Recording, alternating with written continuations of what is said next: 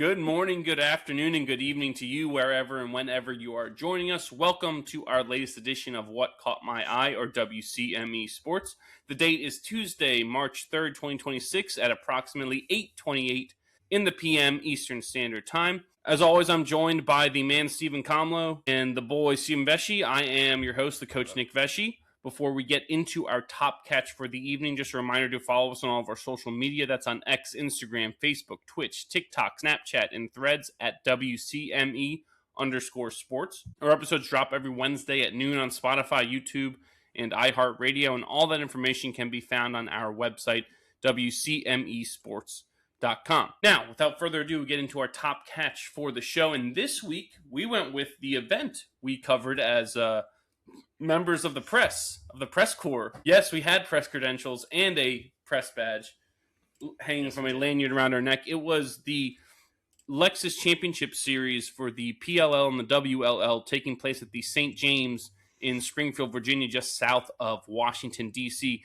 Now, before we get into the action that we saw, and before we start drinking a beer, and we're drinking a beer, Brockmeyer. Before we get into it, just want to remark on the venue itself. Right. Holy. So we're parking, feels like ways away. It's essentially an industrial park. We're next to a quarry, a metals factory. There's all these tractor trailers. There's trash all over the place. Glass on the sidewalk. Yeah, and like, what the hell is this thing? You turn a corner, and it's the most magnificent sportsplex you've ever seen in your life. This thing had a whole restaurant and bar, at least multiple bars, actually. Mm-hmm. It had 2 full-size hockey rinks, 1 basketball area that had 4 NBA size, and the boy pointed out they had the high school line, college line, and the NBA three-point line on all 4 of these courts there. There's a water park inside of this place. There's a rock wall. There's a daycare. I think I heard, there's a weight room, obviously, somewhere in there. Mm-hmm. There's like at least 1 swimming pool. There might be multiple swimming pools in this freaking place. And then you have where we were, which was, I think they call the field house, which is this big turf field area where you had stands and bleachers on each side. And that's where the Champ Series was being held with the lacrosse players. Wonderful venue. Yeah, first off, just awe-inspiring venue. I cannot believe that exists. Yeah. And I can't believe it existed and we didn't know about it. It literally is like a wonderland for sports people. Like, if you play sport, they have it for you there. To call it a sportsplex is almost disrespectful because, like, this is like a mecca. Mm-hmm. Incredible. And obviously we're going to get a whole gift shop, too. Obviously, we're going to get into it a little bit more, but, like, they also have locker rooms because for the hockey games that are going on, for the lacrosse event, we were there. Obviously, the players need a locker room to get changed and meet in and all that stuff and like get taken care of. But yeah, full locker rooms that could support professional sized teams. I want to say I heard that DC United trains there or something like that, or they do some training there. Which after seeing that, wouldn't surprise me either. We're not far away from Navy Yard over there. No, I guess. And the whole thing is insane. The whole Is it better called a Metroplex? Is that better? I don't know if that sounds like something else. Yeah, it is, but it's cooler sounding than Sportsplex. Because you're right, Sportsplex doesn't do it justice. This is just an incredible venue to have all these things happening at the same time as a professional lacrosse essentially tournament happening, where there were a crap ton of people there. It wasn't like, there's like 5 people here, 5 people there, we're going to cram in here. No, this venue had all people. Like it was packed. It essentially, to me, it felt like a fan fest and a celebration of lacrosse right before we get into kind of the heat of lacrosse season, which is the spring Creators and then into Game. the summer. I would agree with that. Amazing. A lot of things geared towards the youths. Yes. The little fiddlestick area. Hilarious. Which, that was pretty sweet. The swag tent, which was fantastic, as you can see that Comlo got his swag. Well, I mean, we've all been to things where like, oh, here's the merchandise area and whatever swag tent you want to call it. And a lot of times it's kind of lacking. They're just throwing stuff in there. It's overpriced. And this wasn't the opposite of that, right? Everything in there was like such nice quality. It looked great too. Like that's one thing that oftentimes you'll go to these things and it's like, oh, they're trying to be too cute, make this design and that, and it doesn't look good. And then it's like $100. This was the opposite of that. Doing it. Yeah, probably because Fanatics doesn't have their merch. That's a great point. It's terrible. That's a really good point. Everything was like champion quality. Yeah. So I mean, that's why it's a lot better. I also love that like all the teams, like their logos, their color schemes, all of it are like so unique, so cool. Like it feels very different, but they're all great. Like there's not one team where I look at it and go, it's an ugly logo, ugly colors. I don't want to let. I would get every single one of these teams merch. If I could. It's awesome. Yeah, they've done a great job with branding. Like you said, the merch is from Champion, the brand Champion. Like they even make their the PLL makes their own playing cards. Like they're not like farming this out to Topps or Bowman or Upper Deck or anything. The cards that you could get there are made and processed by the PLL, which is very cool. Yeah. So as people of the press, it allowed us access to some things that, may not otherwise been able to. We were able to kind of go where we needed to, see the things we needed to, get the angles we wanted, could be real up close and personal with where the players were, right? And I'm especially warming up. Now, once the game started, as we know, the lacrosse ball is like a weapon if it's fired correctly. So I didn't want any part of being, close to the field where I'd have to use my reflexes to dodge a projectile. Luckily, the press area was behind. Yes, luckily the press area was behind a net, so we were able to go there when we needed to, or at least when I needed to sift through all the things that I had captured while we were there. Met Dre from the Dre Lax podcast, which was awesome, from out in Colorado. It was very cool to meet him. I don't know if you're going to find someone who knows more about lacrosse than him. Just straight up truth. Yeah. So that was cool to get to meet him. Get to see everything there. Again, I thought they did such a good job with the venue too, the way it was set up, because you had the one side had all those kind of fan things going on. The other side was almost like a staging area where like the little kids who played at the halftime got to warm up, and they were playing around over there, and you had refreshments and drinks and food over there. And then on top of one of the bleachers, they had like a VIP area where you get in your maybe not your bottle service, but your nice drinks served to you, which was cool. And just the whole thing was very well done. If you didn't know how it goes, basically the top 4 teams from the PLL and the top 4 teams from the WLL, the Women's Lacrosse League, they kind of hold a little mini tournament doing sixes. So normal lacrosse, you got, 10 guys out there?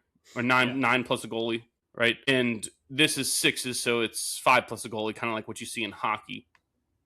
And it was essentially basketball on turf, right? Because it was face-off starts the game, so your tip-off or whatever starts the game, and then you're like, if you score, you go right back. Yes, right. There live is no ball. Live ball. There is no face-off, so you can you saw guys sneaking out to try to ball's going in, immediately sneak out, goalie's throwing it, throwing a go route and trying to get a quick goal. So that was really cool. So it's high scoring. It felt a lot like basketball on turf. We also saw guys to carry on the basketball likeness. We saw guys picking up full court, and we saw a guy get called for failure to advance. Yes. There was a 10-second violation, which was something I didn't know existed in this format of lacrosse. No idea. That was really cool. I mean, you saw guys that you fumble the ball while you're transitioning from defense to offense, and you're just dog piled on, and they lock you down so you can't advance the ball. That was so much fun. One of the things that we kind of skipped over was one of the big sponsors for the PLL and for this tournament, Dude Wipes. We forgot about the Dude Wipes 2-pointers and the Dude Wipes interactive booth for the I know it's your favorite part. Every time a 2-point goal, which they have that's in the a PLL, Dude Wipes 2-pointer. Just hilarious.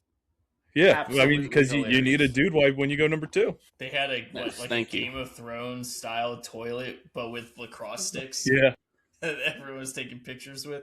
Yeah, and it was a game too. I think if a kid was able to throw a ball into that toilet, he won some dude wipes. Yeah, nice. It was awesome. Yeah, that's awesome. I mean, that was. I think so. That was obviously a lot of fun, but I kind of picked up on it pretty early on, and I'm sure you guys did too. But just the outpouring of and the reach that this sport had to all the young kids. There were so many young kids there, and I'm sure you guys remember when we were little, there were a lot of times where we would just go and fart around when we would go to professional sports games. when we went to Frederick Keys games, we were more often than not playing on the hill or playing on the jungle gym at that ballpark, and we weren't much older or younger than these kids were. And to see these kids actually like lock in to watch lacrosse and to support their favorite teams, and like you saw them all walking around either in jerseys from their home clubs, jerseys from their favorite teams that they were supporting in the tournament, and then of course like their version of Mites on Ice that happened at halftime. I mean, the amount of like connection that this league has with the kids, I think that's just so promising for the growth of this sport and like where this league is going to go in the next like 5 to 10 years with like just the outreach that they're doing, because you don't think these kids are going to remember going to something like this and getting all their lacrosse balls signed. There's the guys are signing lacrosse balls left and right. What I thought was cool, you kind of brought it up. It wasn't like, you know, we're in the DC area, we're going to see one team's fans or whatever. You literally saw kids and adults. That's why, to me, it felt like very much a fan fest. Kids and adults wearing jerseys and merch from every team. In the league. Yes. Every single team you saw, right? You saw like almost every single women's team there. You saw everything from a lacrosse perspective, which is very cool. That surprised me because I went into that thinking like people are going to buy stuff from the merch. They'll be buying like, oh, this team or whatever, like their new favorite team or whoever's winning this game. Like they'll buy some merch from that. They showed up with it. They showed up ready to rock with their stuff. And like I was expecting more like college jerseys, right? Because the college lacrosse game has been big for the last, I don't know, 15 or so years. 20 years. 25 years, And then like this has only been around for a couple years now. So I was expecting more like college jerseys, and then like, you know, they'll make their parents buy them their favorite like New York Atlas jersey. But they showed up ready to go.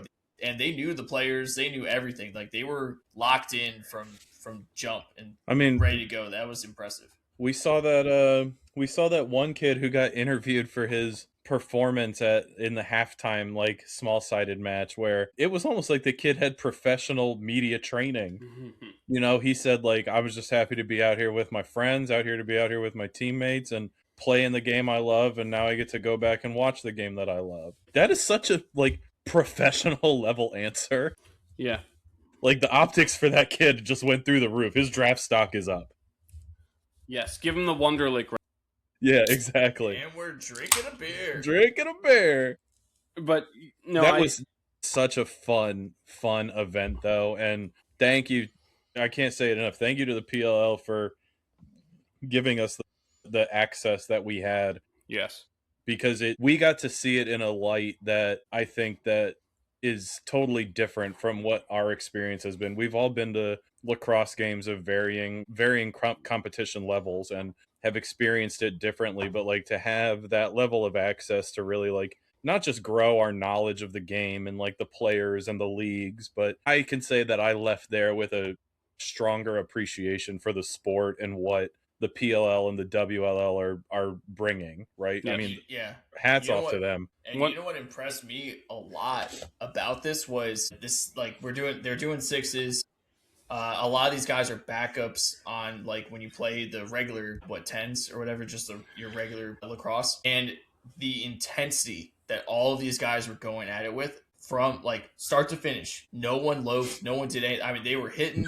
They were gassed because it's quick. Yeah. It's they're just running sprints for and even you're like sub in and out or whatever, right? It's going you're so sprinting fast. On and off. Yes, you're sprinting on and off. So there was no like, oh, like it's a mid-season tournament, you know, we'll see what happens type thing. No, absolutely. The shot clock adds such 100%. A level of intensity too, compared to, and like Rexroad talked about it when we had him on one of those times was, you know, going from college to the professional level where you have that 30-second shot clock where, you know, you got to make moves and you can't just run the clock out. Like you got to go at them.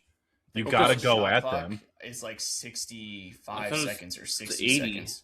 Is it 80? I thought it. Because when I was watching originally there was no shot clock at all. Correct. It was terrible. And yeah, so basically what that meant is, you know, use the rule to your advantage. If you have the best face-off guy, that almost guarantees you a win because once you get possession, it's so hard to dispossess in lacrosse. 80 seconds. 80 seconds. Good Yes, goodness. it's so hard to dispossess in lacrosse because you're unlike hockey, where dispossessing is easy because you technically never have possession of the puck. Like you know, you're always just moving it with your stick. Whereas in lacrosse, that ball's sitting in the pocket of your stick, and so it's hard to dispossess if you were that accurate with your movements. And so back in the day, it was okay, get the ball, come down, and literally just tire the defense out for 2, 3, 4 minutes if you needed to, until you got the perfect shot you needed, and then go to the face-off dot. If you win that face-off, you could have went quarters where the other team's attack doesn't even touch the ball. But now with the shot clock, even with 80 seconds, yes, we think that's long, but it's still enough that it makes the game move. We were watching 30 seconds here on sixes, and that game is moving. It was fantastic. The 30 seconds is great. I mean, it's literally a basketball shot clock. Yes, it is. Right, that is what college basketball is. It's 30 seconds. I loved it. I thought it was great. I thought it was fast-paced. It was intense. I thought the hype videos were awesome. The introductions. Yes, right? the intro. The production for that, blew me away. I was not expecting it to be that good.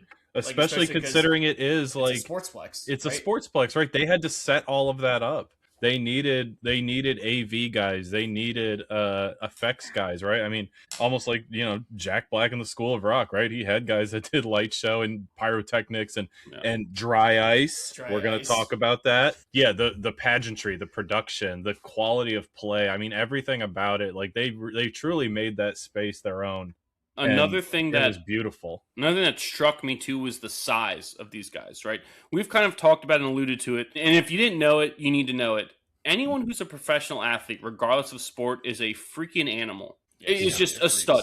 You go, all these people go, oh, well, that baseball player, he just looked dumpy. No, you jabroni. Oh, that basketball player is just tall. No, these guys are, and no matter the sport, these guys are freaking animals. And what I liked was we were able to see that because we were that close. I mean, some of these guys like Romar Dennis, 6'5", 230. Sergio Perkovic, I think, was 6'4", 225. Miles Jones, 6'5", 260. Like, these guys are animals out there. And it's not like they're slow, because you can't be slow at all to not be out there. Small-sided lacrosse, especially. Exactly. So that was another thing that struck me, was the size and speed of these guys is like watching any other professional sport.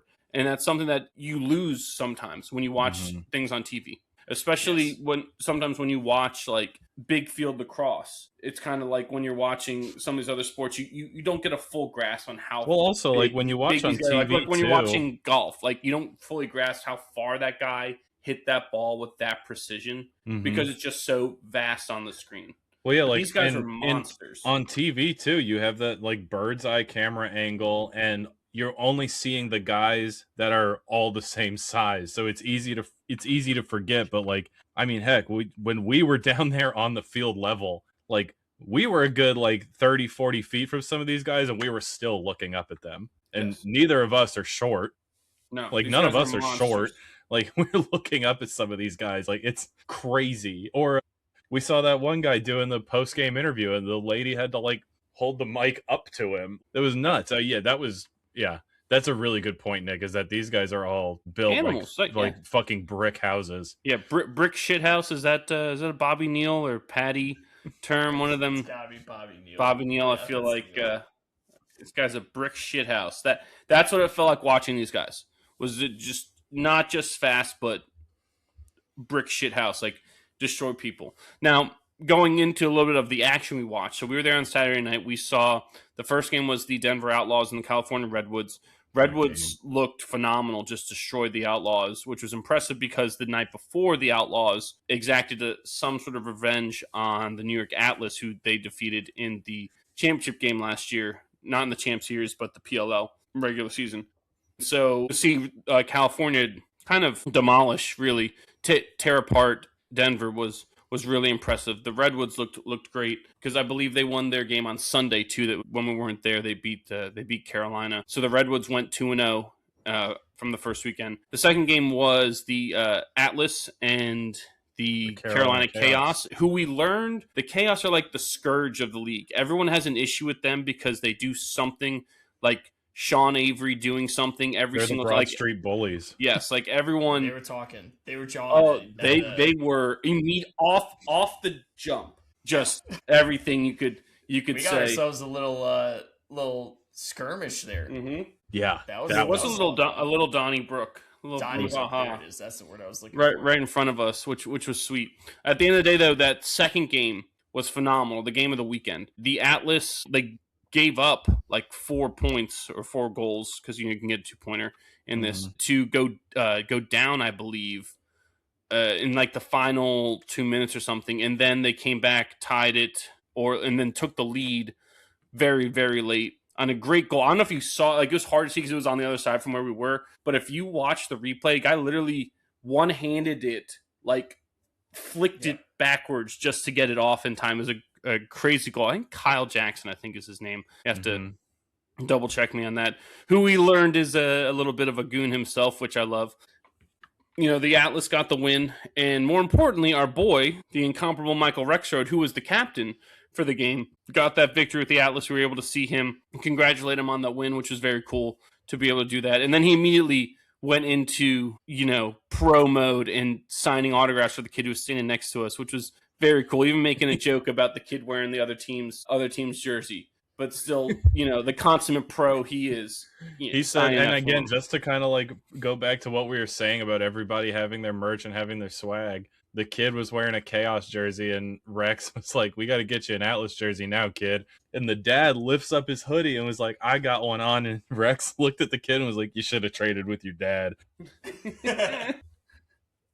But yeah, that was so cool, man. God, what an experience. Like, who would have thought that like an off-season tournament like that would have been like that intense and like have like that was that impactful on my view of an entire sport. That was so cool. Yeah, I mean, and again, so that was the first weekend. The second weekend is coming up here where they'll do the finals. I believe the way it's set up is the number 4 teams eliminated. So the Chaos went 0-2. They're done. The Atlas finished third. Denver finished second because of goal differential. They both went 1-1.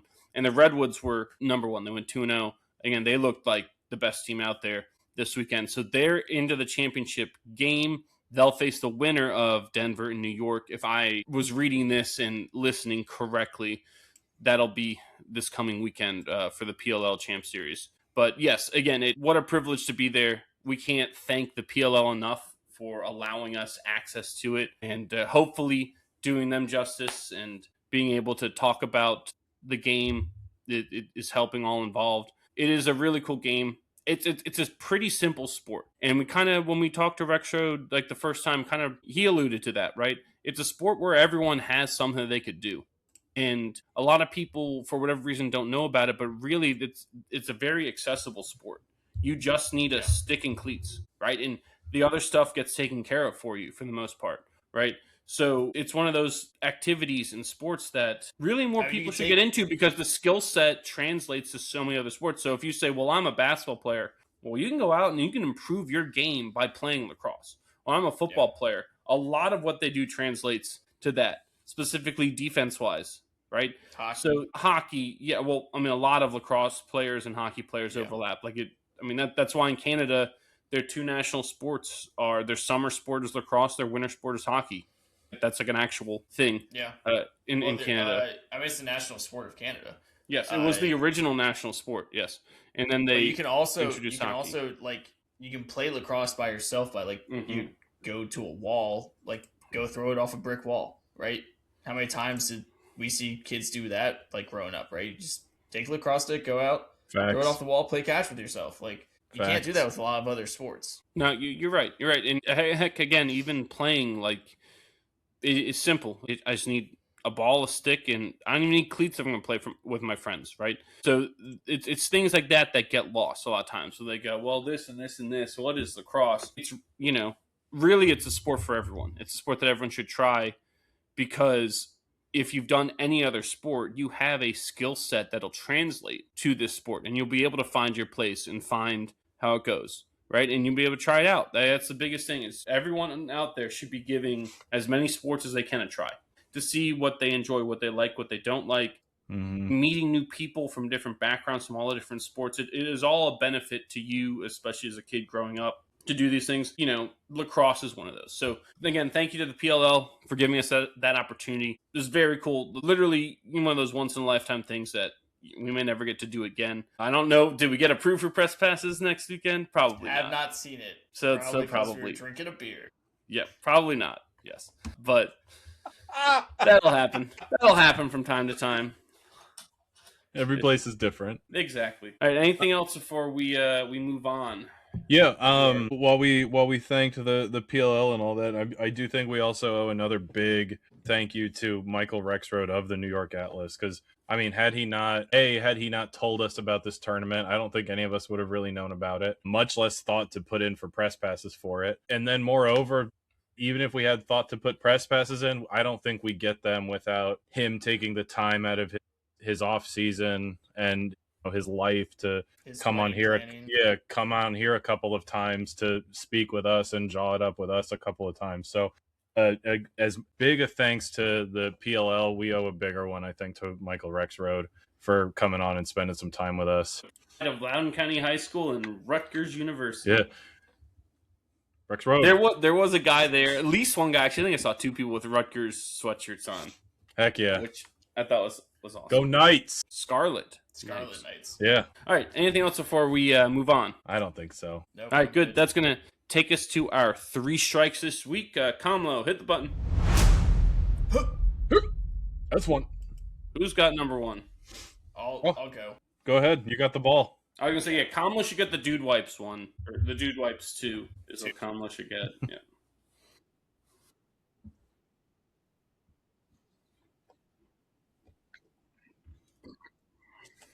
Sure.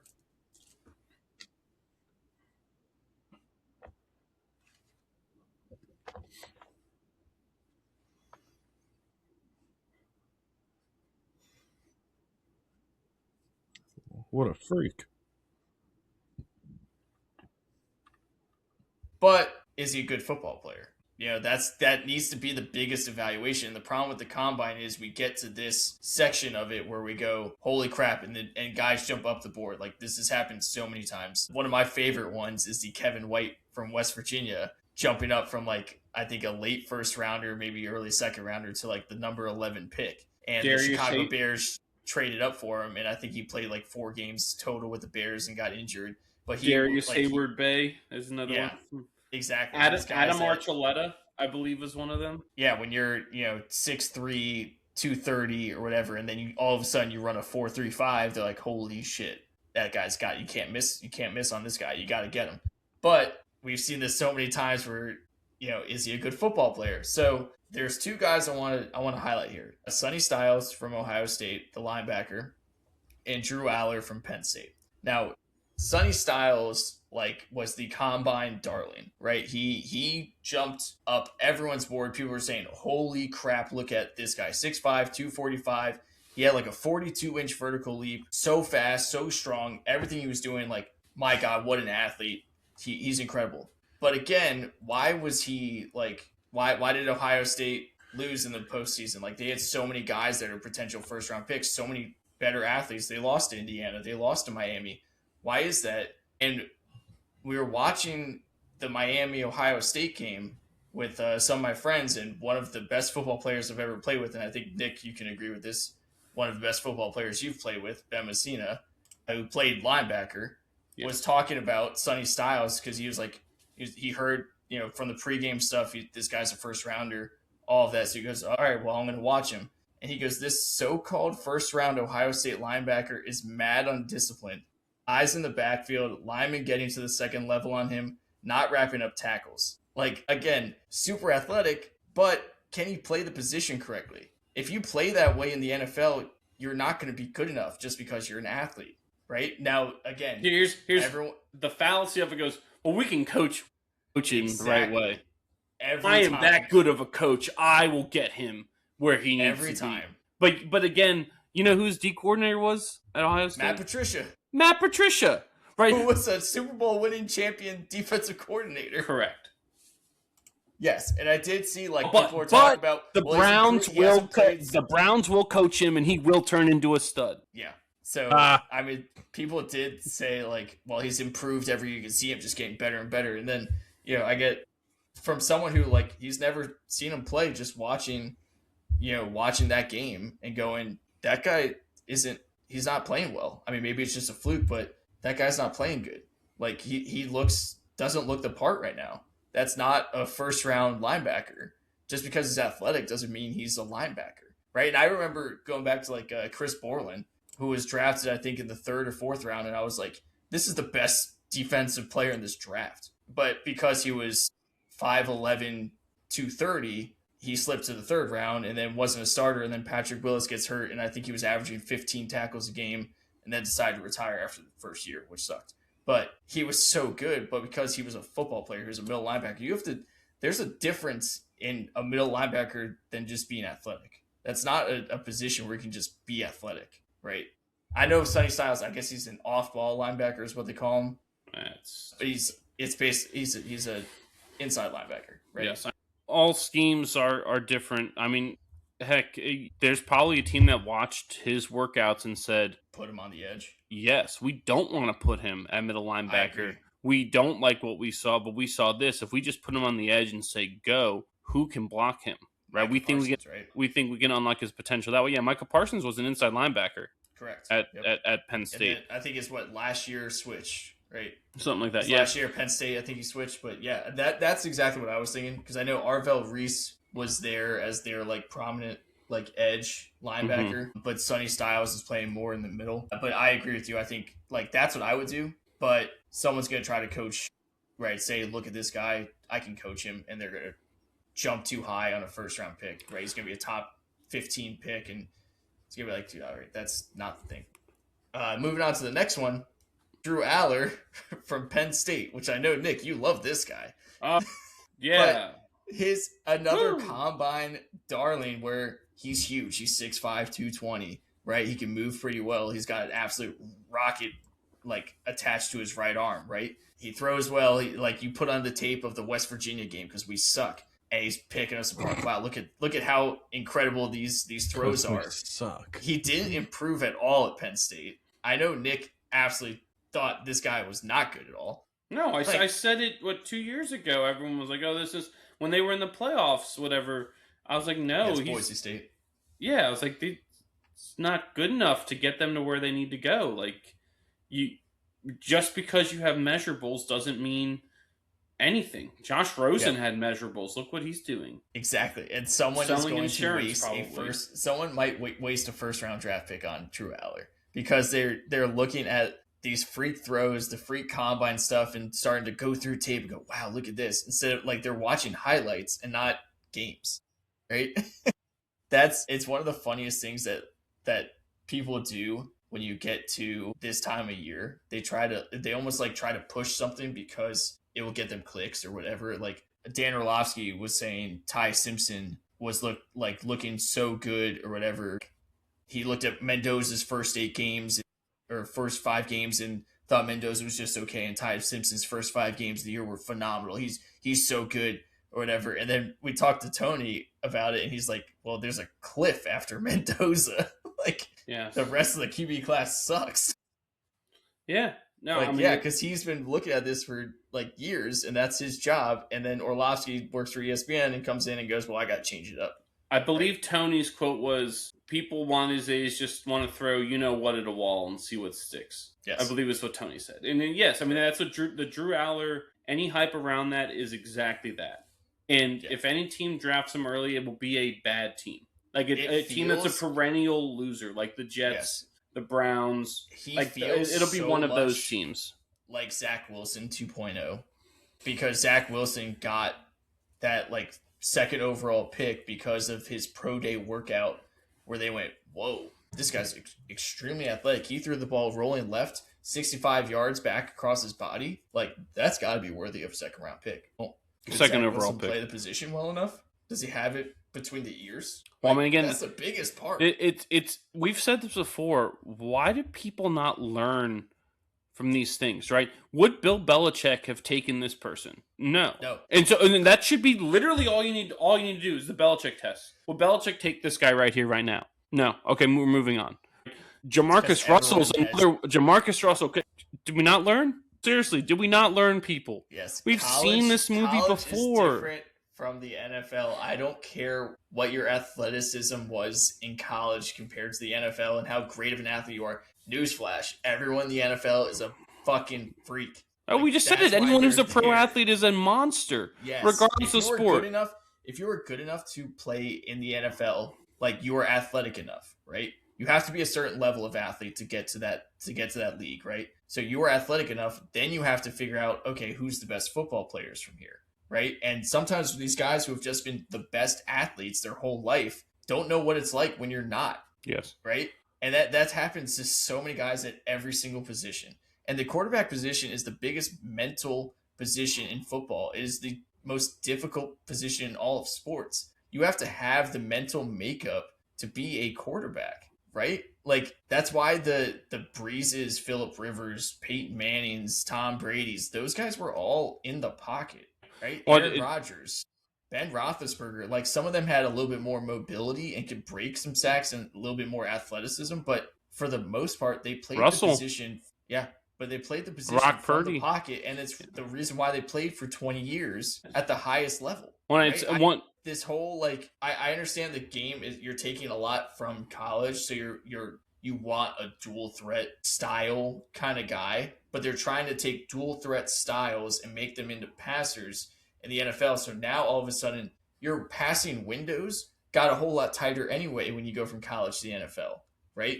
And now you're asking a guy that may not be his best skill set to become super accurate against a faster in a faster moving game. Yeah, I mean, when we said like the Signetti quote, "Production over potential," it rings true, and we've said it before. It rings true in all facets of life, regardless of if it's a sport or a business. You know, if you couldn't produce in college, the odds of you producing in the pros is slim. It really is, because like you said, boy, everyone is a freak athlete everywhere up. There are like a couple people who have ever gone their lives without being checked. Like literally a couple people ever. Like we're talking like Lawrence Taylor, like LeBron James. LeBron, you know, that may be it.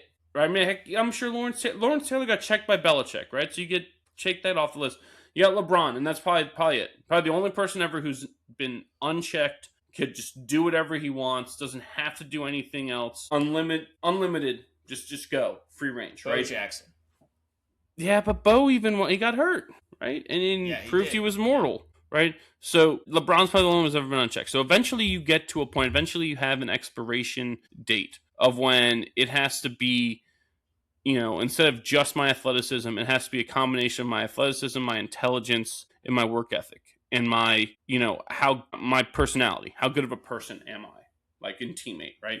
You eventually get to that point.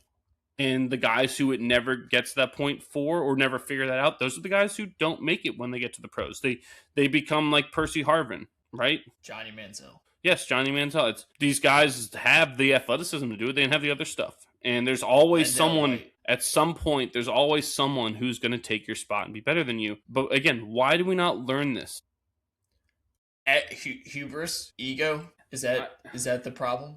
I think part of it is like that. Part of that mindset is, oh, well, you know what? They failed Percy Harvin. If I had Percy Harvin, if we had him, this wouldn't have happened, right? And it's like that ego thing. Like that's how all these guys keep getting head coaching jobs. Is, well, I'll turn it around. No, you won't. No, you won't. It's not how that works. Okay, we'll give you another shot, but realistically, when you look at these coaches, right, it's really rare that you're giving multiple shots to guys who don't succeed, right? And at least that should be the case. All these guys, these head coaches that we've seen, have success somewhere, right? And it is so at some point, that success sometimes it's fleeting or it's sustained. And you have to look at, well, why was it fleeting? Why was it sustained? And it's kind of like looking at a business, like how it's made up, how their corporate structure is, and not, oh, this is a fad. Because sometimes they'll succeed because they had the fad. They were in on the new thing. But why do we let this repeat itself? You're right. Someone's gonna keep doing it. Someone's gonna jump up and take Drew Aller with the 31st overall pick, and they'll say, "Well, this, and this," and it's like, no, come on, people, come on, like it's gotta be better. You gotta be better than this, right? You have to be better than this. No, they won't. They won't. There'll always be however many dumbass teams and garbage owners and poor the name is coaching infrastructure. Yes. And poor coaching infrastructure that will choose to do these things and make these decisions. And we'll still see. We talked about it before. My wife was like, why does it feel like it's always the same teams in the Super Bowl? Because of this reason. This is literally the reason. Because these are the same teams that don't make these decisions. So they actually build the right culture with the right players and the right coaching staffs. And the teams that make these decisions to take Drew Aller 31st overall after trading back into the first round, those are the teams that don't make it because that's such a poor decision that hurts your franchise, right? Should Drew Aller get drafted? Probably. I would have said like 5th, 6th, 7th round by a team that becomes QB. And it's a project QB that you go. There are no expectations that he needs to start within the first year or even within the second year or ever. Correct. We're just gonna see. We're just gonna see what we got with this. And that becomes okay. I spent a 6th round draft pick on him. Now, if he hits, because he's got potential, so if he does hit in 4 years, you go, that's why I took the draft pick. But you can't draft him 25th and then have him miss in the first 2 years and be the laundry list that we mentioned. We didn't throw in Anthony Richardson in that list.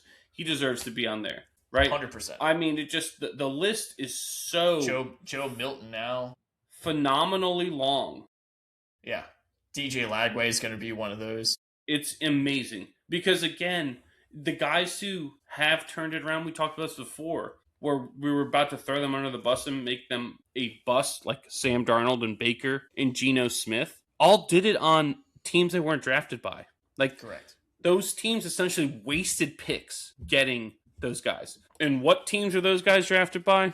The Jets and the Browns. Browns, yep. Yeah, that's right. Darnold and Smith were Jets. It's Zach Wilson. McSorley, Zach Wilson, Jets. It's just absurd. It's the same handful of garbage teams over and over again that do this, right? It really is. So, all right. I knew that was going to rile you up.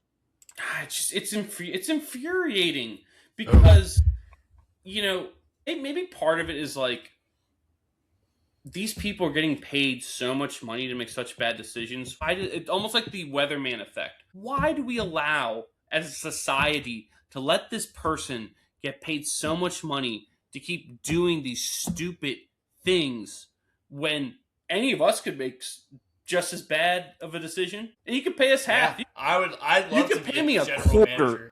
You could pay me a 5th of what that guy makes, and I'll make the same dumbass decision that whoever is running the Jets will make. And I'll do it. I'll do it for a 5th of what that guy makes. Now you sound like you're begging a little bit. Yeah, I am. Let me add it. I'll do it. It can't be any worse. It truly can't. Who does that sound like? That sounds like Schmidt being a little bitch. Seriously. All right, Kamala, hit the button. There you go. Dude wipes. Dude wipes. Yeah, the 2. Dude wipes for 2. All right, for my strike. So last week we had been talking about the Olympics, and the subject of John Cooper came up, and Nick, I think it was you who said John Cooper is probably the most successful active coach in the NHL right now. And it wasn't long after that shit. I mean, the day last week's episode posted, we had a huge milestone hit by a different coach in the NHL, and that was Joel Quenneville. He hit his 1,000th win as a coach in the NHL. He's the second coach to ever do it. So I thought that it was worth bringing up because he's kind of been also, like, I think one of the most successful / quietest coaches out there. I think people forget about him. I know I certainly do, because when you said, yeah, John Cooper, most successful active coach in the NHL right now, a second thought didn't pop into my head. I agreed with you. I was like, yeah, absolutely, John Cooper. I'm on board with that.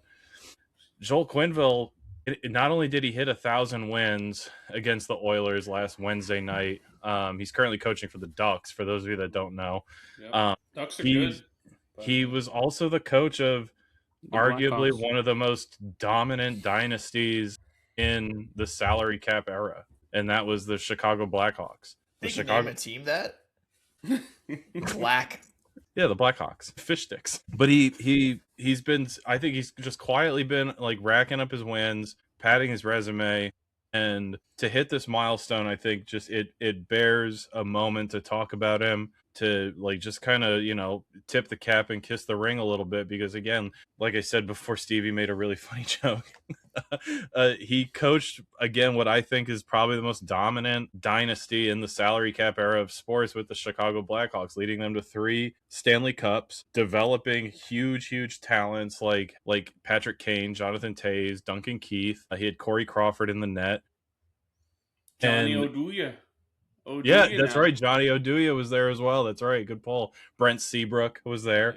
Brent Seabrook was really good. He's a coach that's always been known for, and especially in that dynasty, strong possession play, elite transitions, and wonderful defensive structure, in that he always had an innate ability to assess the talent of defenders, because his defense, while he did have a good core, again, with Johnny Oduya, Duncan Keith, and Brent Seabrook, he also had some really good young defenders come through. I think he was probably one of the best assessors of defensive talent in the league. I would put him right up there with Barry Trotz in that regard, because I think Joel Quenneville's style of coaching and like what he expects for his player, I think, is not unlike what we saw from Barry Trotz in the later years of his career when he was with the Capitals and then with the Islanders. So I just wanted to take a minute to shout out Coach Quenneville while he's out there in Anaheim, and really just kind of take a moment to really just kind of reflect on that, because I do think, again, us being East Coast guys and him being on a coach in Anaheim, I think that's something that can pass us by and maybe not get the recognition it deserves in today's media.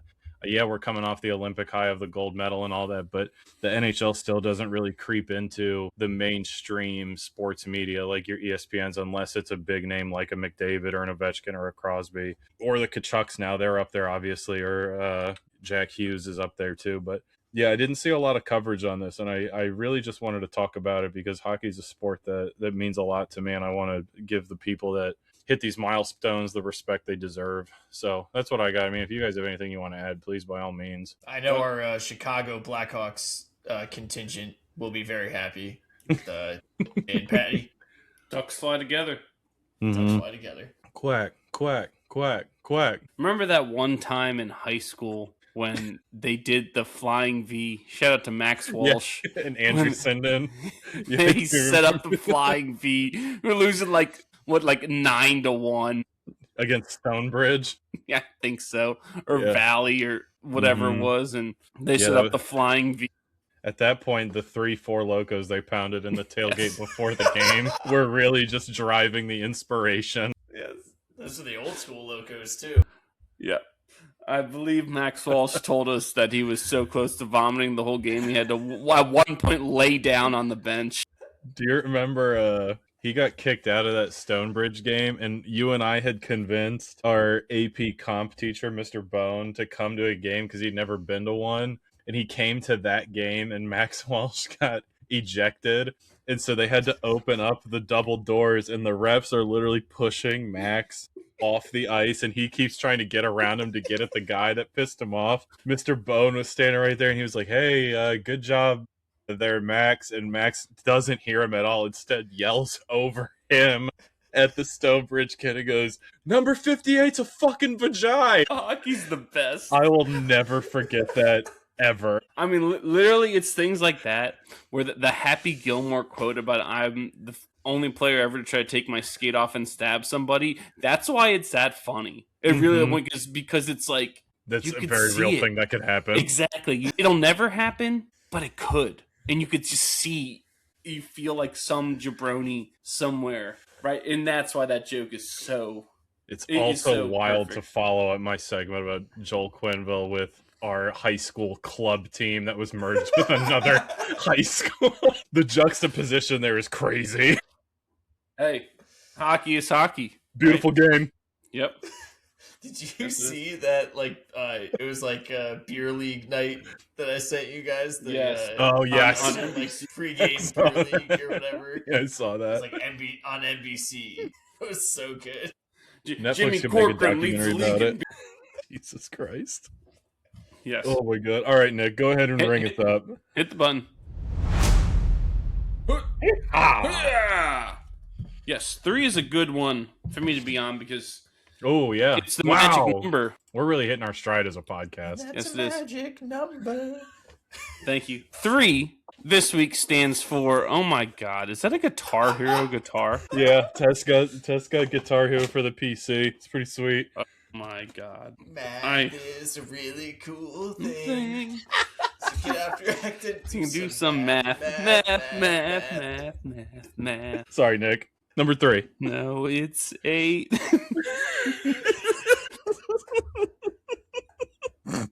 Jesus Christ. Yes.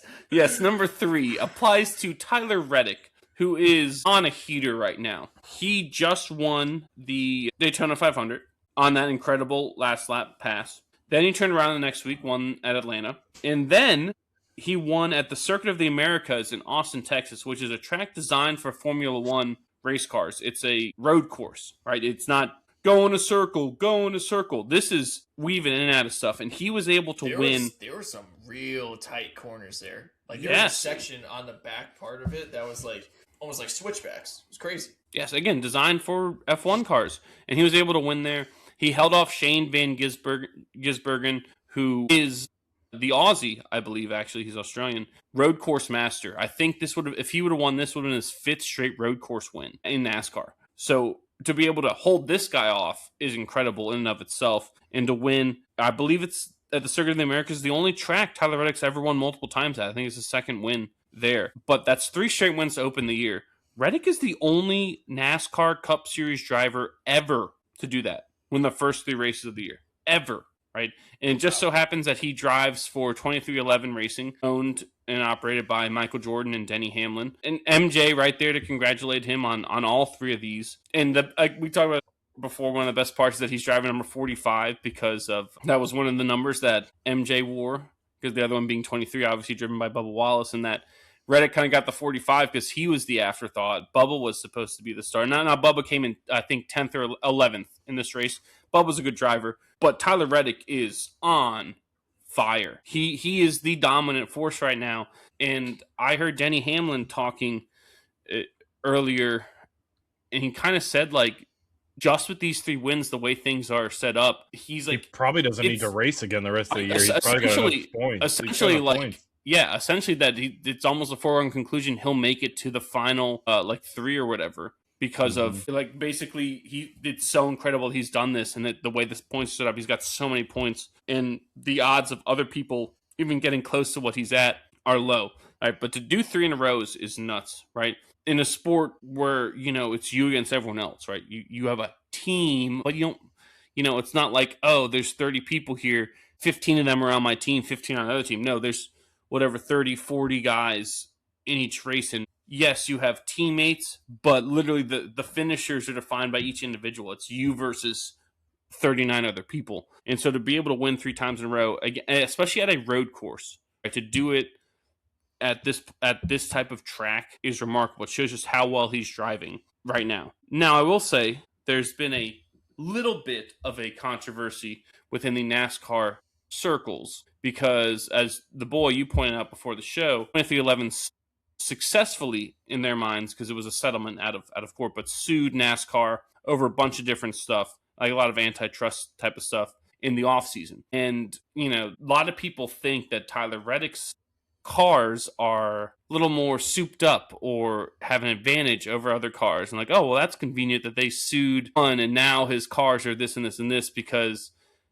some people were pointing out that during this race at COTA, that's Circuit of the Americas, by the way, at this race on the straightaways, his car was so much faster than everyone else's car, which was what allowed him to win. And that's, again, what people are saying. Look, do I fully believe it or no? Do I fully discount it? No.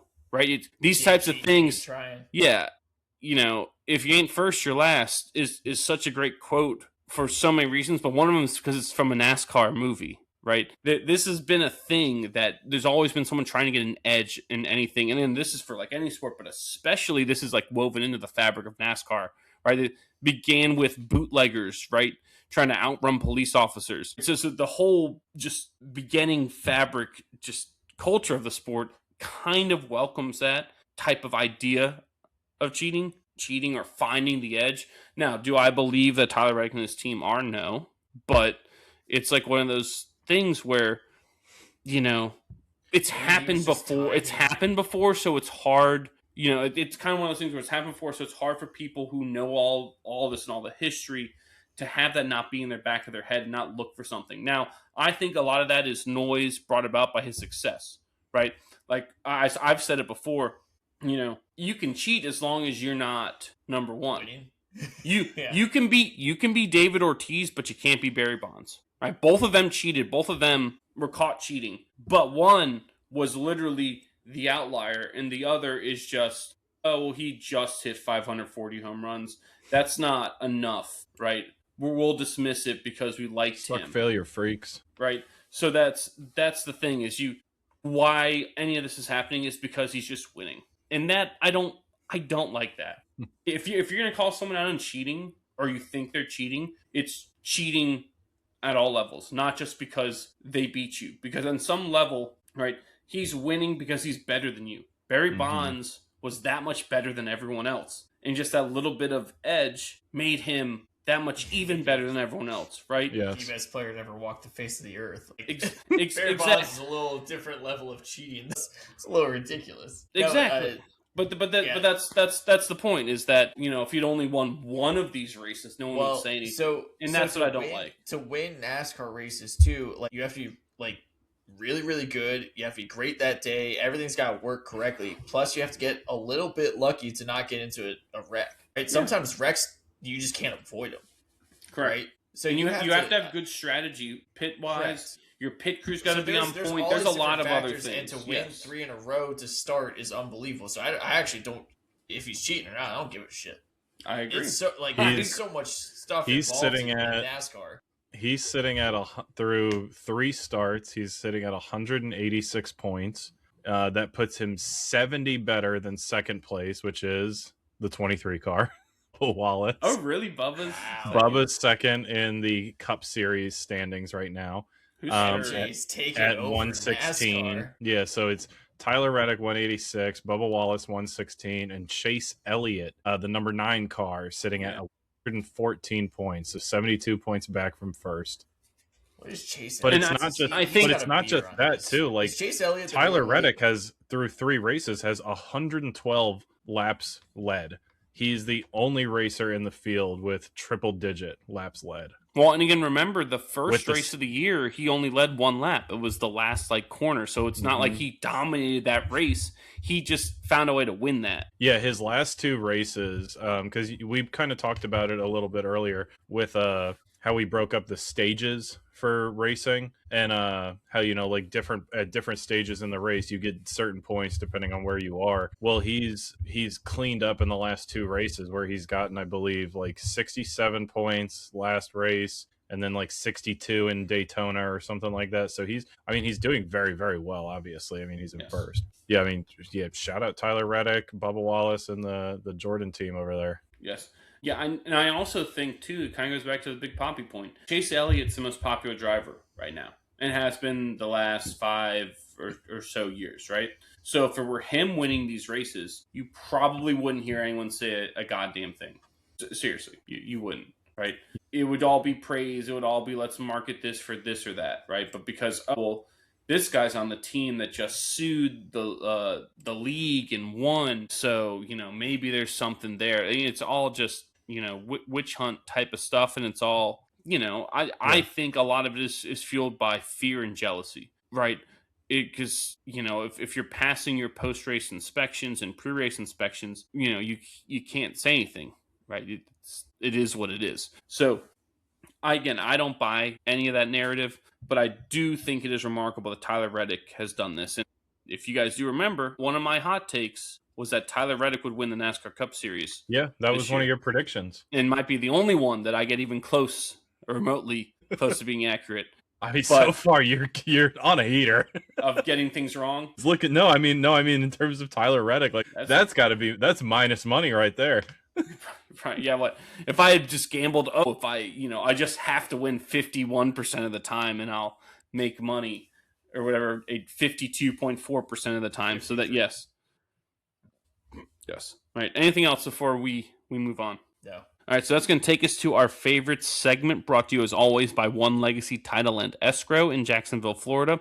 Follow them on Instagram at One Legacy Florida and visit them at onelegacyflorida.com to see how they can help you with your next house closing. One Legacy Title and Escrow, because your legacy matters. This week, we, in honor of the World Baseball Classic, starting Thursday or Wednesday night, because it's in Japan, so it's still technically starting Thursday. Wednesday night Eastern time locally, but in Japan it'll be Thursday when that first game starts. In honor of that starting here this weekend is tomorrow. Thank you, Simpsons. We went with a little exercise here. We each created our all-time US roster for baseball without using anyone who played for our respective favorite teams. So I can't have anyone from the Yankees. The boy can't have anyone from the Red Sox. And Kamo can't have anyone from the Orioles. And it has to be just they played for that team. So it's not like, oh, well, player. I'll take Lance Berkman because he only played half a like a couple games for the Yankees. No, Lance Berkman's off the table. Can't have it. Right? So those were our criteria. Who would like to go first? I'll go first. This is kind of more your guys' wheelhouse. I also don't know what kind of direction you guys went with this. I know we agreed that we were trying to build the best team. And mine, like when I was thinking about that, I think, again, like to quote the best baseball movie of all time, like how can you not be romantic about baseball? It's hard, I think, for a lot of baseball purists to get away from, Lou Gehrig, Mickey Mantle, like I think it's hard for a lot of people to imagine those older players playing in today's era. And so that's kind of how I evaluated my roster. Was I looked at who I wanted a team that would succeed if they were going to play in their prime tomorrow. Right? Does that make sense? That's I did the same thing. Yeah, I looked at each person as their prime. So it wasn't like, I put their prime. And then I tried to build a lineup that I liked. Yes. Because they're right. Yeah. Do I need to have a lineup? I just have it position wise. I made a lineup. I made a lineup as well because I also made a whole 30-man roster. So fucking hell, I couldn't stop. And coming in at assistant bench coach. Yes. Third base coach Dino Ebel, the greatest Joe third base Torre. coach ever. Yeah, I didn't pick a manager, but all right, whatever. I guess I'm the manager. I'm Mr. Manager. All right, so here we go. So I'll start. So starting pitcher, I went with Randy Johnson. In my mind, this was it was a coin toss between Randy Johnson and Greg Maddux. I think those are kind of the de facto ones. Just again, baseball purists, I think those are just going to be who comes out on top in this discussion. I went with Randy Johnson, not for any measurable stat that he had over Maddux. It came down to whose jersey I liked more, and I like the Diamondbacks jersey. Oh, it's beautiful. We talk about the purple and teal and the pinstripes. So yeah, give me Randy Johnson. Should have never left us. Reed. And then for relief pitcher, because I think you guys said you wanted to do a relief pitcher, right? A closer, yeah. Yeah, so for a closer, I went with a Moneyball favorite. I went with Dennis Eckersley. I knew that was yours. I went with Dennis Eckersley. He just played for Oakland. He didn't play during Moneyball. He was Moneyball. Oh, God. He was well retired by then. I'm pretty Moneyball. sure. All right, so batting leadoff at shortstop, I went with Derek Jeter. I can't have Cal Ripken Jr. I went with Derek Jeter. I recognize, I posed this question to a lot of people at work, and it seemed like a lot of people that I asked that weren't Yankees fans, because, Yankees fans wouldn't have been able to pick him. A lot of people said that they would have picked A-Rod for shortstop. Wrong. Dumb. Wrong. Those people Wrong.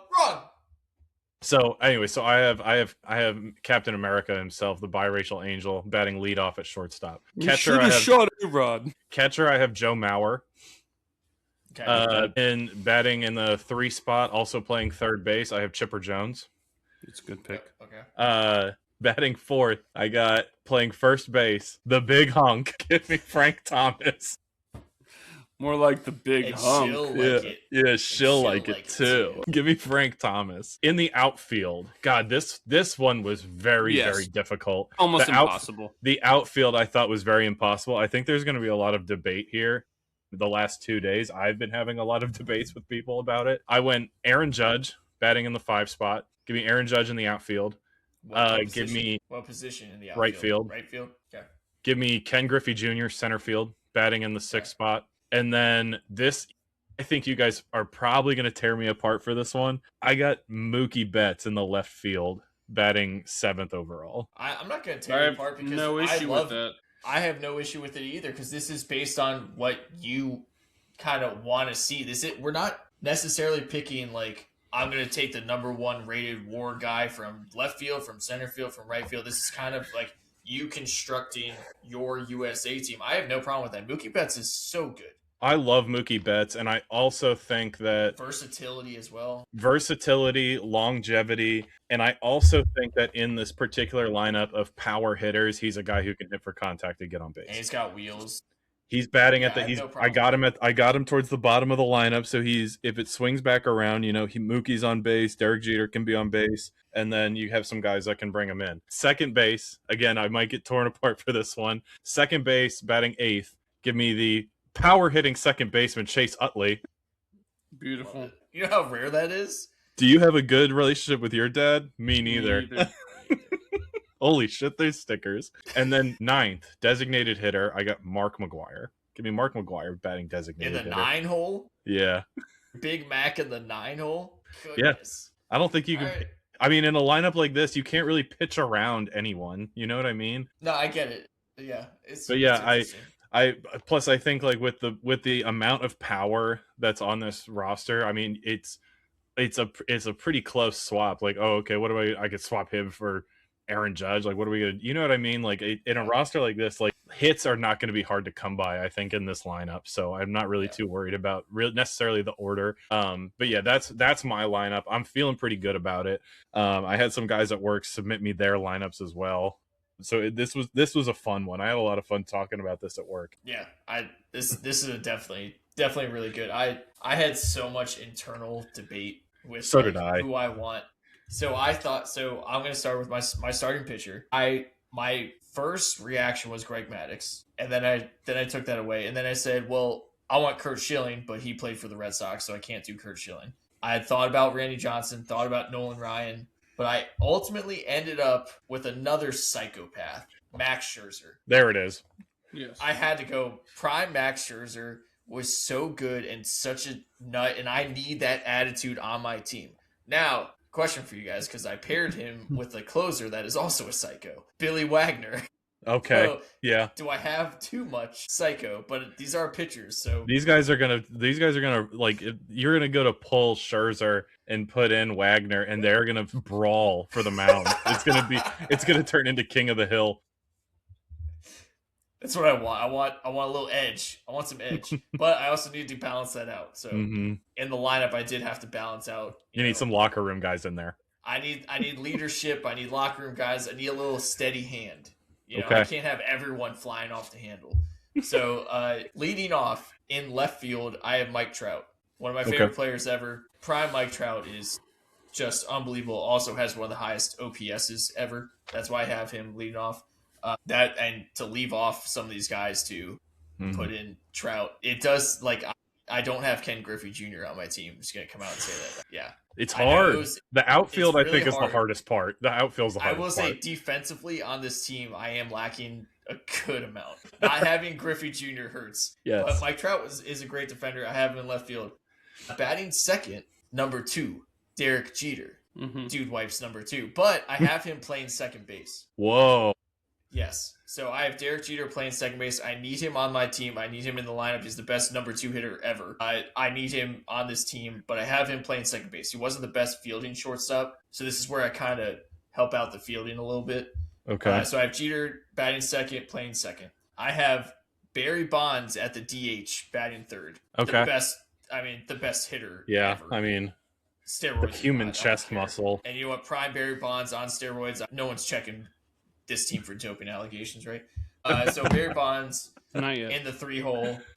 And then batting fourth, I have Willie Mays playing center field. I think he's the best. I think he's the best baseball player ever. I have to have him on this team. I think he can do everything and anything. His numbers are so absurd. Willie Mays batting fourth. Batting fifth in right field, Aaron Judge. I think I love that you put him on your team too, Kamo, because I think he's so deserving of being an all-time great already. Yes. And I think he's almost underrated. Not defensively. What he's done. Defensively, missile. Defensively, he's very good. Right, he's a well above average defensive right fielder. He's an average defensive center fielder. He's a well above average defensive right fielder. Correct. That's why I have him in right field. Batting sixth, playing first base, Hank Aaron. Okay. Interesting. I need that even kill. If you saw it with a lot of these guys, Trout, Jeter, Mays, Judge, Aaron, all steady hand, right? Yes. We got psychopaths on the mound. I need a little steady hand with my lineup. Right. I'm curious to see if you have a psychopath behind the plate, though. Oh, but by the way, Kamlo, Aaron Judge is positive 2.1 WAR defensively for his career, which is elite. Okay. If you have positive WAR for your career defensively, because it's a cumulative stat, that's elite, especially given the fact that so many people their defensive WAR goes down so much as they age. But thank you, stat team. I digest. Anyway, Hank Aaron, the all-time leader in home runs, going in there. Is he though? Well, I do have the other leader in home I was runs, about to say. Bonds. Batting seventh, playing third base. This one I did struggle with. I wanted to go about 4 different directions. I ultimately landed on Chipper Jones because he's a switch hitter. Yeah. And I have no lefties in this lineup. Mm-hmm. So I needed someone. So I ultimately went with Chipper. Also, when you named Chipper Jones, I got throw you a nod there. His numbers are so stupid. Sure. Yes. Absolutely ridiculous. But Second best switch hitter ever. Yeah. Arguably the best. Mike Schmidt. I thought about Scott the other one's Rowland. Mickey.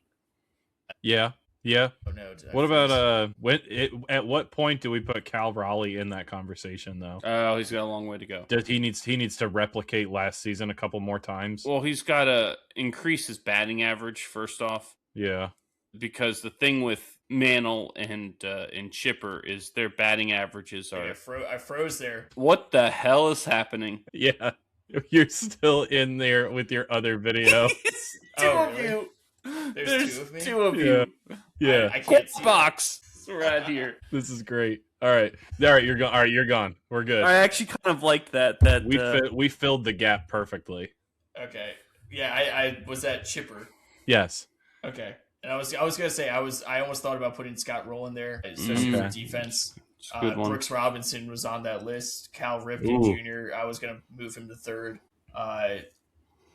Yeah, there were a few others. I was Mike Schmidt, obviously, but I ended up ultimately landing on Chipper.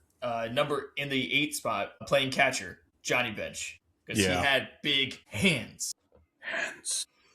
I mean, 7 one of the base best catchers, if not the hands. best catcher ever. So Johnny Bench in the 8th spot, and then number 9, my shortstop. Do you know where I'm going with this one? Are you gonna say you're not gonna say like Bobby Witt, are you? No. Okay, I'm just making sure. Mike Bordick? No. Ozzie Smith. I like that. I told you I need a defense. It's a good poll.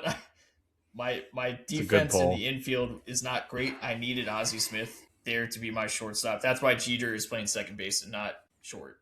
Why wouldn't you put Cal at shortstop and then come up with a different third baseman? Because I don't think Cal is a great defender. I think Ozzie Smith is the best defensive shortstop ever.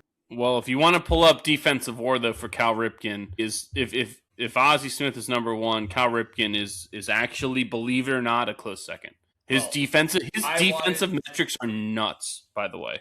Okay, well, I wanted Ozzie Smith. Shockingly nuts. Like regardless of position, top ever. One of them. Which asking people who watched him play, they're just as surprised as that. Because they didn't think of him as that good defensively, but his defensive WAR is insane. Let me see if I can find it. Good for Cal. I decided Cal is 4th according to Baseball Reference in defensive WAR. Ozzie Smith is 1st. All time, yes. Fourth is crazy. Well, yes. I owe Cal an apology for that. Mark but Belanger and Brooks Robinson are second and third. Mark Belanger was the shortstop when Brooks Robinson was the third baseman for the Orioles. So I was literally there. That side of the infield is number 2 and 3 greatest defenders of any position. And Andrew Jones is the highest outfielder on that list, I believe. That's pretty cool. Which is crazy. Okay, Cal Ripken Jr. led the league in defensive WAR 5 times. Did he really? He had over 3 defensive WAR. 3, which is nuts in 1 year. He had over 3, 1, 2, 3, 4, 5 times in his career. He had over 3 or more defensive WAR in a season. That's crazy. I never would have guessed that. People sleep on Cal, man. Yeah, because he just looks so awkward fielding. Yes. I think that's probably what it is. Leave my man alone. Meanwhile, I don't know. I want my guy doing backflips. Ozzie Smith. I mean, he is the best defender ever, so I need him as my shortstop. I think it's the most important defensive position. I guess maybe outside catcher, but it's a good list. I had a feeling you were going to have Scherzer and Trout on your team. Had to. That doesn't surprise me. It did suck that I did not get to put Ted Williams. Yeah. I mean, it sucked I couldn't put Cal Ripken on my team. Yeah. Sucks I couldn't make my team all Yankees. Yeah, which I feel like you probably could have. I would have. No Babe Ruth, no Mickey Mantle, no Luke Gilbert. That's our Jeter, no Judge. That's our next project is to make Reggie Jackson. Make an all-star team based up of players from our favorite team. Oh, yeah. That'd be sweet. Okay, do you want my... Yeah, I'm actually very excited for you. I'll go through my entire roster, by the way, just for you. Thank All right, God. So on the mound starting, I have Bob Gibson. And if you want to hear the other stars I have, it's because I want dogs on the mound, like the boy said. Oh, yes. Bob Gibson starting, and then my other starters are Sandy Koufax, Max Scherzer, Greg Maddux, Vida Blue, Nolan Ryan, and Tim Wakefield, because the ability to eat up innings. And the knuckleball, yeah, it's a good wrinkle, I think, when you have all these other monsters on the mound. But yes, I want dogs. I would put Wakefield in the bullpen. I had other people in the bullpen that I liked better. Yes, Bob Gibson is the dog of dogs. Yeah, I mean, that guy was, yes, give me the ball. I'm up there to intimidate. You know, he was in a lot of ways Nolan Ryan before Nolan Ryan showed up. Like, you don't fuck with this guy because, you know, you mess with the bull, you can get the horns. The most intimidating presence on the mound. You know, I'm announcing my presence with authority. That is Bob Gibson. So, did you put Kyle Farnsworth in your bullpen? No, I didn't. Just for that? No, I didn't, but there's some good ones. So my closing pitcher is Billy Wagner. I went with the lefty coming out there. So he's my closer. And the rest of my bullpen, I have Dennis Eckersley, Pat Neshek, who you know is one of my favorites, who I think would be very valuable on a team like this with his funky delivery. Trevor Hoffman, Josh Hader, coming from the left side. John Franco, who Kamala, your dad, played against in college, also coming from the left side. Raleigh Fingers. And then, boy, this one's just for you. 2-time All-Star, lefty Jonathan specialist, everyday Eddie Guardado. Everyday Eddie. Goodness in my gracious. bullpen. So that's right, so who's your closers? Is it Hoffman or is I said Billy Wagner. No, it's Billy Wagner. Billy Wagner's just getting the ball. Trevor Hoffman. Okay. Yes. You know, Trevor Hoffman does have 600 plus career saves. Just throw that out. I know that, but Billy Wagner had his ERA is 2.3, and Trevor Hoffman's like 2.8, and that may seem not like a lot, but that's a significant jump, half an earned run. So Billy Wagner, that was my deciding factor, to be honest, boy. That was my deciding factor too. Who was your closer? It was Billy Wagner. Billy Wagner, yeah. So yes, that's what I looked at is that Billy Wagner, massively underrated. The fact that he had to wait so long to get in the Hall of Fame is a disservice to him. I believe he's from Tazewell. Ferrum College, when they were Division III, is where he pitched at. From Tazewell, Virginia. Yeah, Tazewell? You know, he was right-handed till he broke his hand in high school, and then just played around throwing lefty. And that's the lefty throwing. Yes, that's the lefty throwing. I've never done this before. I might as well hammer. And didn't Michael Vick do the same thing? That does sound vaguely familiar. Possibly. But yes, Billy Wagner from middle of nowhere, Western Virginia. Now, my lineup. Leading off, I have Mike Trout, who I will put in left field. Yeah, well, same as... Batting second is Ken Griffey Jr., who's going in center field. Batting third is the greatest third baseman of all time, Mike Schmidt. You tell me if Mike Schmidt came in here, you wouldn't have one for him? What about Von Hayes, Steve Bedrock Bedrosian? I don't know who these characters are. No one knows who Von Hayes is. But yes, Michael Jack Schmidt is is hitting third. That's your three hitter. That's interesting. Okay. Number 3. Number 4, playing right field is Josh Hamilton. Number 5. Josh Hamilton. That's yes. good. Number 5, playing catcher is Johnny Bench, right? The best catcher ever. Number 6, in DHing, one of the most underrated players ever because he played for just garbage teams his whole career is Paul Molitor. Okay. Paul Molitor, a .306 career hitter, I believe, would hit you between 10 and 20 home runs each year. Had over 200 hits, I think, 4 or 5 times, including when he was like 39 years old. Had 225 hits at 39, right? You know, just consistent bat, right? Just wanted him. He was either going to lead off for me because he stole like 30 bases every year. He was going to lead off for me or was going to put him somewhere in that middle to just get another guy who's going to put the ball in play with these guys on base, right? Number 7 in playing first base is Adam Dunn, the big donkey. Okay. And, you know, I've said not it before. Your DH. Who was your DH? Paul Molitor. Paul Molitor? Adam Dunn was a terrible DH. But when he was playing first and right or left field, he hit like 260 plus. So I'm not taking that away and putting him in DH where he's going to hit 190. I want 260, 40 home run Adam Dunn hitting 7th because that approach is a contrast to Paul Molitor and a lot of the other approaches that I think it helps because it's either going to lull the pitcher to sleep or they're going to be so focused and being feared on Adam Dunn that it'll open up opportunities for the other people there. Right behind Adam Dunn and batting 8th is Bobby Witt playing shortstop. And then batting 9th in second base is Chase Utley. Let's go. Yeah. Welcome to the club, brother. Yes. Bobby Witt. Bobby Witt. Talk me through that pick. Well, so the reason for Bobby Witt is the combination of the defense, speed, average, and power. So he has all of those things, and I think that creates a wrinkle that I wanted on the team because it's, yes, a lot of these guys have that mix, right? But Bobby Witt, I wanted, first, like the boy said, I wanted the defense at shortstop, right? So I considered Cal Ripken here very strongly. I considered Trey Turner. I did for a lot of the same reasons as Bobby Witt.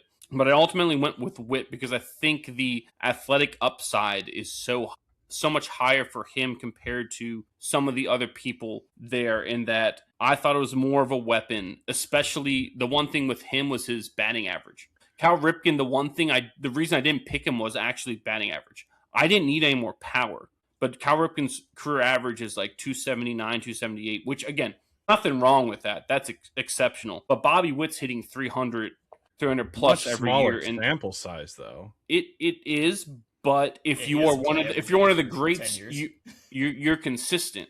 And that if you're truly one of the greats, he's going to consistently keep doing that. The same way we saw Aaron Judge. We've seen Aaron Judge do it. So that was why I went with Bobby Witt was the higher average, to be honest with you, over Cal Ripken. I think that might be the most surprising pick on your team, at least for me. And then Chase Utley, like I said, Chase Utley is one of the greatest defensive second basemen ever. If you look at that list of all-time defensive war, Chase Utley is actually very high up there of all positions, which is crazy. So that middle infield to have Witt and Utley, I thought was dynamic in and of itself. So I wanted that. And I wanted, again, the boy talked about my lineup is literally right, left, left,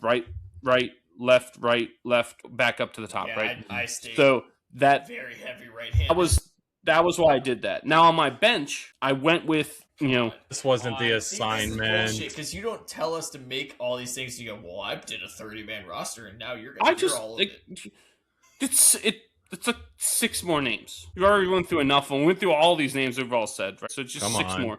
On my bench, I have Juan Pierre because the designated base runner wanted the speed from the left side. Then I have Chipper Jones. Henderson. I can't pick Ricky Henderson. He played for the Yankees. Arguably the best year of his career was with the Yankees, so I couldn't pick him. Then I have Chipper Jones because I wanted that switch hitting bat. Third base, he played a couple years where he was the starting left fielder as well, so that played a big part into it. Then I have a couple utility guys. Ben Zobrist, again, switch hitter. plays every position. Mookie Betts, like Kamlo, the reason he's there is, I mean, he's might go down as arguably the greatest defender ever. He's a plug and play player. Literally, you can put him at any position and he will be the best defender there, and you can pinch hit him for anyone on here too, right? So that was a big thing with that. Then I have Rogers Hornsby. If you don't know Rogers Hornsby, and yes, it's awesome. Go look up his baseball reference page. There is so much bolded on his page. It's insane. Rogers Hornsby played third. He played every infield position: third, short, second, and first. Believe he played second most often, and a lot of people consider him the greatest second baseman ever. Rogers Hornsby's stuff is nuts. So he was my designated infielder on the bench, and then my backup catcher / first baseman is with Kamlo again, Joe Mauer. Is who I have because I wanted another bat from the left side. Nice. So okay. That's my 30man. I feel pretty good about my list now. Okay, Nick and I had a lot of overlap. No, Kamlo's list was good. My homework paid off. So was I think all lists were good and valid. Yes, I agree. It was a worthwhile exercise. That was a lot of fun. Yeah, Nick, your idea to exclude players from our favorite teams, I think, was the perfect twist. Because I think it ensures that it adds for more parity, and I also think that it just adds a different depth of thinking to it as well. Yes, because this Roger Hornsby thing is crazy, by the I'm Are you looking at it? It's nuts. I'm staring at it right now. This is fucking literally nuts. Everything is bold. Literally the whole thing's bold. Yeah. I don't know. I mean, Babe Ruth might be the only other person that's got more bold on that page. With chicken legs. Yep. that disease is contagious. Big sign can't be flopping and torching. Anything else before we move on and wrap this up? All right, so that's going to take us to what to look for. Brought to you as always by VB Cookie Co. Looking for the perfect way to stand out at the next event you are hosting? Well, custom cookies are a timeless way to have everyone still buzzing even after they leave. Look no further for your cookie needs than VB Cookie Co. Follow them on Instagram at VB Cookie Co. and message them to order yours today. Whether it is a bridal shower, birthday, engagement, or baby shower, their team will work with you to make all your cookie dreams come true.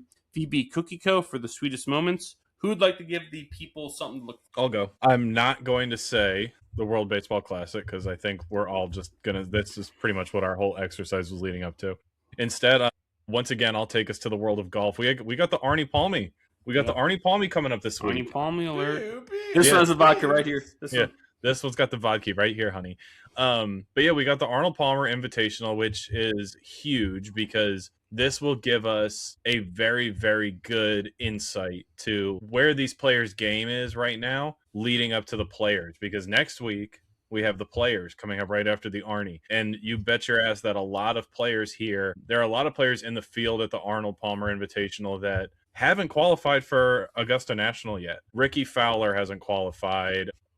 Billy Horschel hasn't qualified. So there's a lot of guys in the field, big names, that haven't qualified for Augusta National. And so they really need to perform. Sahith Thagala is another one that's on there. So a lot of big names in the game right now that haven't qualified. So this is not only just a fun event at the Bay Hill Country Club. I love watching the Arnold Palmer Invitational leading up to the players and leading up to the Masters. But it is also just a really, really fun tournament. I mean, the course layout is beautiful. There's a reason why this event gets played every year and this event gets televised every year. It's not only just a great homage to the late great Arnold Palmer, the beverage mogul, but it's a fun tournament. It's cool to see, and I really, really enjoy the course. This course is probably in my top 5 bucket list courses to play. It's got some really iconic holes, so I'm looking forward to the Arnold Palmer Invitational. Very good, boy. It's March, so that means some basketball. Oh yeah, college basketball, and there's actually Champ Week starting this week, which is kind of odd. So the regular season will finish up with this week for pretty much everybody, and then next week usually we get the Champ Week for everyone. But the Ohio Valley, the Big South, the Missouri Valley, the A-Sun, the Summit League, there's some teams going into Champ Week. There's actually a lot of conferences right now that are going into Champ Week. So this is a lot of fun. There will be automatic bids being handed out at the end of this week, which is fantastic. So, we'll have some teams punching tickets already. I love it. We're getting close. We're getting close to your Super Bowl there, boy. It is my Super Bowl. It's my Christmas. It's my Super Bowl. It's my everything. Said the man with the daughter off the start. Yeah, it's a great time of year. The weather looks like it's going to get really nice here in the Mid-Atlantic this next week. It's going to be in the 80s. It's going to be great. Mm-hmm. Yep.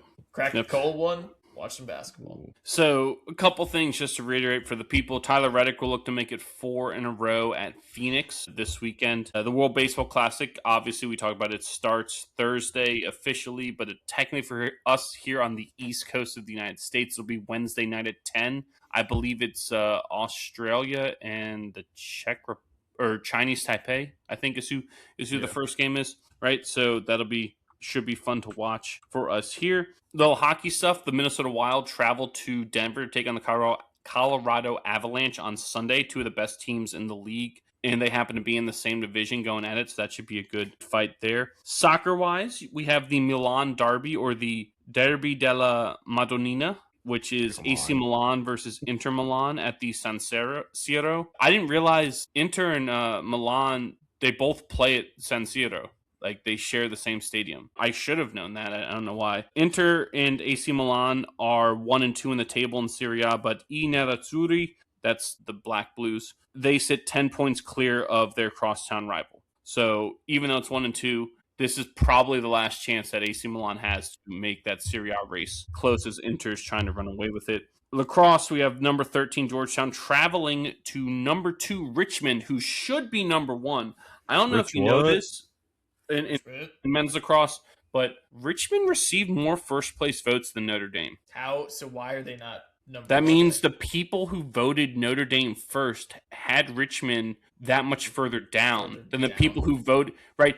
It is, again, it's one of those people things. Who voted for Richmond probably had Notre Dame too. Yes. It's one of those things where Notre Dame had Richmond at like 5. 3 or 4, yes. So it's one of those things where this is theoretically possible every time there's ever a vote in any sport. It's just so unlikely, but it happened here. Notre Dame got 8 first place votes. Richmond got 9. But like you said, boy, just means that the people who had Notre Dame 1 did not have Richmond 2, which is crazy. Bias. Yes. Bullshit. Yes. Richmond should be the number 1 team. Join a conference. Exactly. But another test for Richmond. They play the number 13 Georgetown Hoyas. Notre Dame, actually, who's now the number 1 team in the land, they travel at Ohio State, who's number 6, who a lot of people think Ohio State should be higher than number 6. So, again, a couple interesting matchups there. And then Indian Wells, the BNP Paribas Open, I believe is what it's called. Indian Wells out in the Coachella Valley in California. One of the biggest tournaments for the tennis tour, because you have the ATP and WTA coming together. It's a 1,000-level Masters one. 28 people on each side. So the round of 128 starts Wednesday, and then the matches involving the seeded players, because if you're seeded, whatever, like 1 to 30 something, you have a bye from the first round. So the round of 64 will start on Friday, which is where you're going to have your big time, Alcaraz type guys and Sinners playing. But that should be fun to watch as well. Anything else before we wrap this up? No, sir. For the people. Nope. All right, so that's going to do it for us here at What Caught My Eye, or WCME Sports. As always, don't forget to follow us on all of our social media. That's on X, Instagram, Facebook, Twitch, TikTok, Snapchat, and Threads at WCME_sports. Our episodes drop every Wednesday at noon on Spotify, YouTube, and iHeartRadio. And all that information can be found on our website, WCMEsports.com. Again, big thanks to the PLL for allowing us that precedent access for us to the Lexus Champ Series at the St. James in Springfield, Virginia. It was an awesome event, awesome experience to be able to cover that. Don't forget, be decent to each other. Have a good one, and we will see you next time. Take care, Guatemala.